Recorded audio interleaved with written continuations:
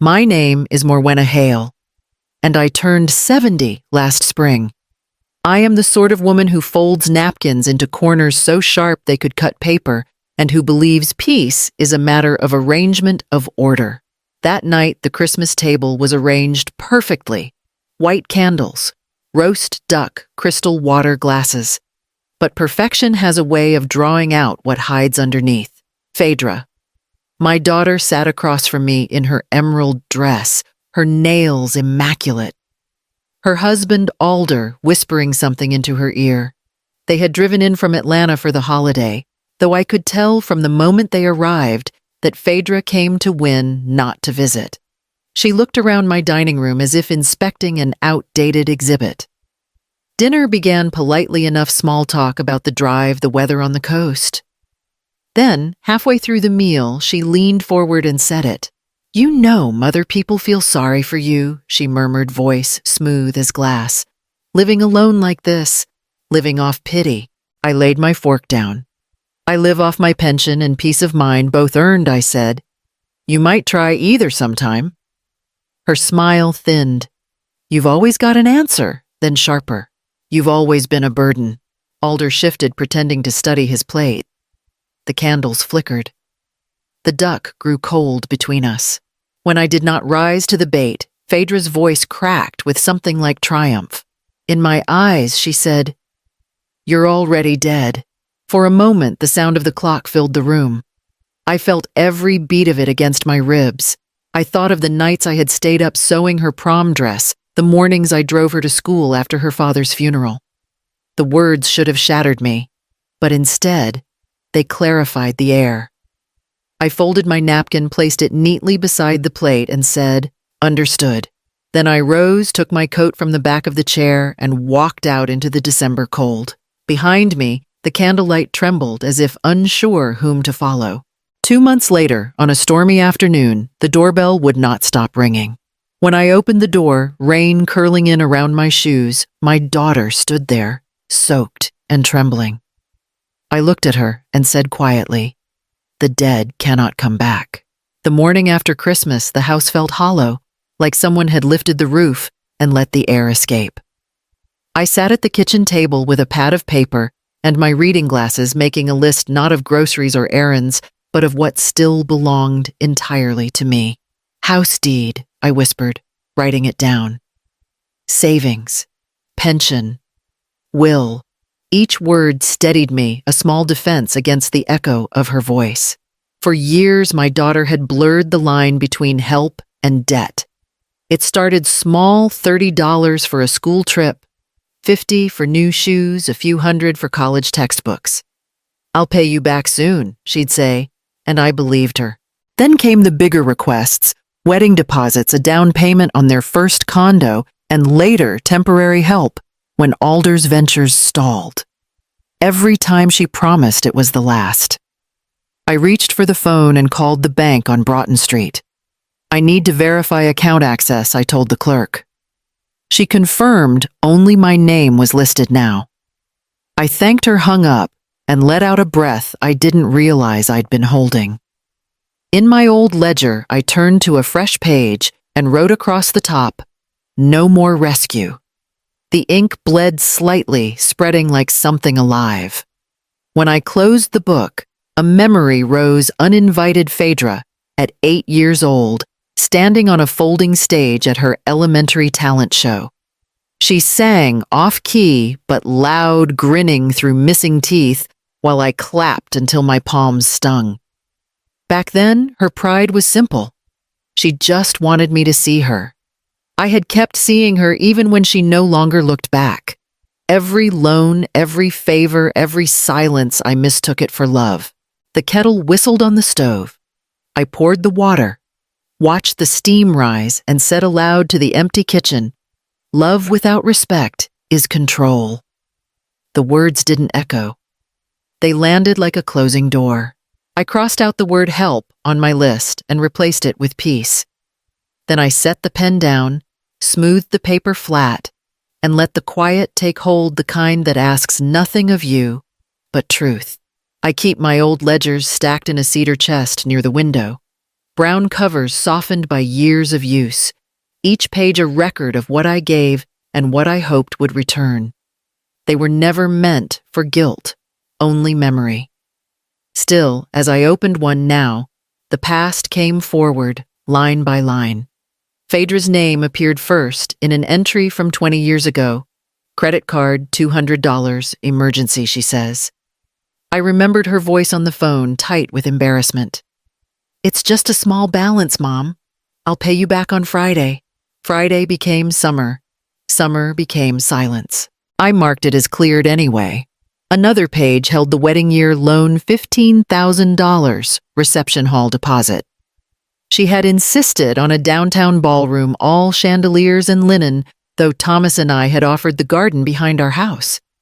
It's my dream wedding, she'd said, eyes bright with the same confidence that used to charm me. Alder smiled beside her, all polish and ambition. I had written that check with pride and dread intertwined.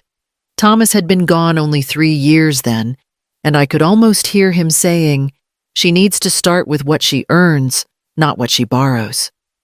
He was a carpenter all his life, the kind of man who built things that lasted: a table, a roof beam, a promise. When the bills came due, I thought of him sanding the porch rail until it gleamed. He worked by the rule that nothing you build should depend on luck. The phone buzzed on the counter. Phaedra again, or maybe Alder. I didn't check. I took the top check from my current book, stared at the blank line waiting for her name. My hand trembled once, then steadied. I tore it down the center, then again until it fell in small white flakes into the fireplace. The scraps curled in the embers, shrinking to gray. In the quiet, I imagined Thomas's hand covering mine, steady, rough-edged, certain. The ledgers stayed open on the table, each line of ink a record not of money lost, but of lessons written too late. Some debts I thought are only paid when you stop paying. Lenora Beck came over the next morning, knocking softly, before pushing the door open with her elbow. You called about the locks, she said. Her gray hair was pinned in its usual twist, a screwdriver peeking out of her coat pocket. I figured it was time I told her. Old keys travel too far. She gave me a knowing look. They do when family's involved. While she worked, the smell of brass polish filled the hallway. The old bolts groaned as they came loose. These have seen better days, she muttered, setting new hardware in place. I stood nearby, reading off the checklist I'd made: bank accounts, passwords, medical contacts. Lenora glanced up. You sound like a woman closing a store for winter. Maybe I am, I said. Except this one's staying closed to certain shoppers. Her laugh was brief, but kind. About time, Morwenna. When she finished, she set down the screwdriver and tapped the new deadbolt. That'll hold, she said, then lowering her voice. You don't owe anyone an open door. After she left, I called my attorney's office. The young assistant answered, cheerful and crisp. Yes, Ms. Hale, we can update your file, she said. Removing your daughter from your emergency contacts, no problem. The words stung, but relief followed fast behind them. That afternoon, I sat at the kitchen table and took out a single sheet of stationery. The pen hovered before I began. Phaedra, I love you, but no more money. Please don't ask. I can only give what doesn't cost my peace. I read it twice, folded it once, sealed it in an envelope, and tucked it into the drawer beside my will. It wasn't a threat, just truth, written plainly. The next day, I walked to the small literacy center on Bull Street. The director, surprised to see me, smiled. Back for another round if you'll have me, I said. She pressed a hand to my shoulder. We always do. On my way home, I stopped at a local craft shop and bought a small brass plaque engraved with 5 words, Peace requires permission.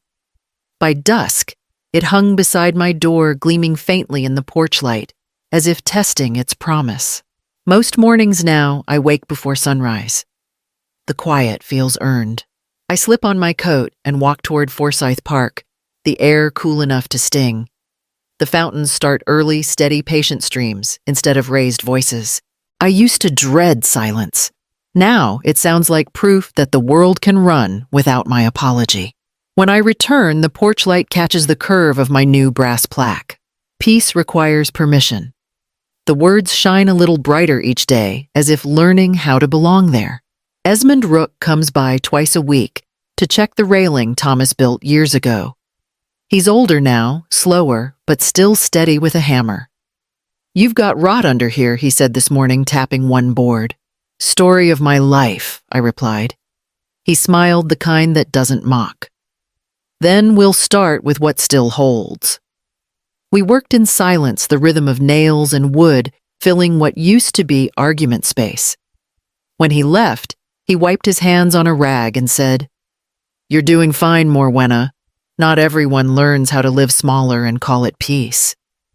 I nodded. Smaller, yes, but finally my own. Cooking for one used to feel like an apology. Now I measure without resentment. A single egg. A half cup of rice. The pan doesn't need company, it just needs time. I sit by the window and eat slowly without television or phone. At the literacy center, they paired me with a young woman named Inez, barely 20. She barely speaks above a whisper. "I never finished school," she told me. Letters mix up when I read. I slid the book closer. "Then we'll slow them down together." When she sounded out a full sentence that first afternoon, her face lit up. I remembered Phaedra at that same age, wanting me to listen, wanting everything faster. Afterward, I stayed late writing in my small journal. I used a line that came to me while I watched Inez trace the words with her finger. "Peace has no applause, but it hums." I closed the book and listened to that quiet hum carry me home. Lenora caught me outside one afternoon, mail in her hand and gossip written all over her face. "You've heard, haven't you?" she said, lowering her voice, though the street was empty. "Heard what Alder's firm," she whispered. "Under investigation. Something about falsified returns. They towed their car yesterday, one of those shiny imports he used to polish every weekend." I stared at the stack of envelopes in my hands. "That sort of shine never lasts," I said quietly. She nodded, lips pursed. "I'm sorry, Morwenna. I know she's your girl, I said. The word came too easily, but it didn't sting. Inside, I sorted the mail. Electric bill pharmacy notice, and one envelope with Phaedra's name, the address slightly smudged. Same last name, close enough for a mistake. I opened it before I thought better of it. A bank statement. Late fees, red print words like final notice and foreclosure review. I folded it back neatly and set it aside, my hands trembling only once. That night I made tea and opened my laptop. Against my better judgment, I typed her name into the search bar. There she was, smiling in a sequined dress at some rooftop brunch, a glass raised high, the caption reading, "Success is a mindset." The jewelry around her wrist glinted under the camera flash, borrowed sparkle. Her followers wrote praise beneath it. I felt my chest tighten, a strange ache that wasn't anger, but something closer to grief. Esmond stopped by later to return a wrench he'd borrowed. He took one look at me and said, "You saw something you shouldn't have." "She's still pretending," I said. "Even now." He set the wrench down gently. "When a house of glass breaks, everyone bleeds. Doesn't matter who threw the first stone." I looked at the letter on the counter. "Then I'll keep my distance from the shards." He nodded once, approving. "Good. Just don't forget. Distance doesn't mean cruelty." When he left, I tore the bank letter into strips and fed them to the kitchen bin. The sound was sharp like tearing fabric. As I turned off the lights, I whispered to the dark. But I no longer live there. The storm began just after dusk. February rain slanting hard against the porch. I was sorting receipts at the table when the first ring sounded shrill, desperate, too long. Then another, then pounding. I rose slowly, heart beating steady, but heavy. Through the glass, I saw her Phaedra hair plastered to her cheeks, mascara streaked. The porch light threw her shadow across the railing Esmond had mended. She looked smaller than I remembered, like the night itself had taken something from her. "Mom, please," she shouted. "I need to talk to you." I opened the door halfway. Cold air rushed in with her voice. "They're evicting us," she cried. "The bank's taking the house." Alder left. He just left Mom. "I need a short loan, that's all. I'll pay it back, I swear." Rain dripped from her coat onto the mat. I caught the smell of wet wool and panic. "Come inside," I said, though I didn't step aside. "You'll catch your death out there." She shook her head, water flying. "Please, I have nowhere else just until next month." "You always said family helps family." I steadied my voice. "I said family helps when it can. I can't." Her eyes widened, the disbelief almost childish. "You won't. You're doing this to punish me." "No," I said softly. "I'm doing this to survive me." She pressed a trembling hand to the doorframe. "You don't understand what it's like." "The bills, the shame, people whispering I do," I interrupted. "I lived through your whispers for years." The words hit her. For a moment, all that bravado slipped. What stood there wasn't a schemer or a stranger. It was my daughter, frightened and drowning. My hand twitched toward the desk drawer where my checkbook rested. Her voice broke. "Please, Mom." I almost moved. Almost. Then memory came sharp, the clink of silverware, her words across the Christmas table. "In my eyes, you're already dead." I looked at her now, alive but hollowed by her own making. My voice came steady. "The dead cannot come back." Her face crumpled. "You can't mean that." "I mean it because I must." I closed the door gently, not slammed but final. Her sobs blurred with the sound of rain. I leaned against the wood, tears sliding down my face, the ache, deep and clean. Outside, the doorbell stopped. Inside, the quiet held. The morning after the storm, my phone lit up before sunrise. A message from a cousin I hadn't spoken to in years read, "Your daughter's hurting." "Why are you being so cruel?" Another followed. "You've forgotten family." By noon, I knew why. Phaedra had posted online a picture of herself in the rain outside my house, her caption reading, "Some mothers stop loving when money stops coming." The comments stacked up sympathy, outraged strangers, offering pity. She'd always known how to gather. I turned the phone face down and left it there. Lenora knocked an hour later, holding a pot of soup wrapped in a towel. "I saw the post," she said, setting it on the counter. "Don't look at it again. People feed on stories they don't have to live." I didn't answer, I said. "Good." Let her shout into her own echo. We sat in silence, the soup cooling between us. After she left, Esmond stopped by with his tool bag. "I heard things got loud last night," he said. "It's quiet now," I told him. He leaned on the railing he'd repaired months ago. "When my boy started stealing from me, I kept giving him second chances. Thought if I loved hard enough, I could fix him. All I did was teach him how to break me slower." I studied his face, worn but steady. "Did you ever forgive him?" "I did," he said. "But from across a state line." When he left, I sat at my desk and pulled a blank sheet of paper from the drawer. The words came fast clean. "Phaedra, when you want help, I will offer guidance, not rescue. I will listen, but I will not carry you." I folded the page, then unfolded it again. The ink looked too neat, too hopeful. In the fireplace, a small flame waited from the morning's kindling. I fed the letter to it. The edges curled inward, shrinking until the words turned to ash. I carried the ashes to the porch and scattered them beneath the brass plaque. The wind lifted the dust light as smoke. I watched it drift upward until nothing was left to hold. Spring settled slowly over Savannah, soft and forgiving. At the literacy center, the morning air smelled faintly of chalk and old paper. I sat beside Inez, my quiet student, as she traced the final line of a story we'd practiced for weeks. Her voice trembled, but held steady. "The bird found its way home," she read aloud. Then she looked up, eyes bright. "I did it." "You did," I said, squeezing her hand. "Every word belonged to you." When the class ended, she hugged me light, uncertain. and whispered, "Thank you for not giving up on me." Walking home, I thought about the difference between rescue and faith. One takes control, the other gives it back. Esmond was in my yard when I returned, working quietly with a saw and level. "Nearly finished," he said, nodding toward a new cedar gate rising where the old one had sagged.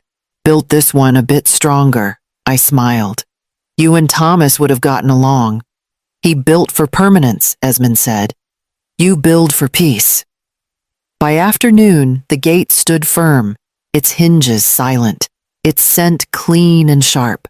It closed with a sound that felt like a promise kept. Later that week, I met with my attorney. We went over the papers, my will, my savings, the modest trust I'd set aside for the literacy center. "It's not much," I said, signing the line. "It's honest," she replied. "That counts for more." Before sealing the folder, I slipped in one more page, a letter short and plain. "Phaedra, when apology is real and requests are reasonable, my door opens, not before." I placed it at the back of the envelope, knowing time might never test it. That evening, I sat on the porch with tea and watched the light fade across the brass plaque by my door. Peace requires permission. My reflection wavered on its surface, older, softer, but unmistakably mine.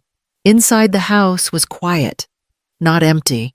I thought of Inez, of Lenora, of Esmond, of all the steady hands that had built something around me without taking anything away. I once begged for a place at their table. Now I have one I built myself.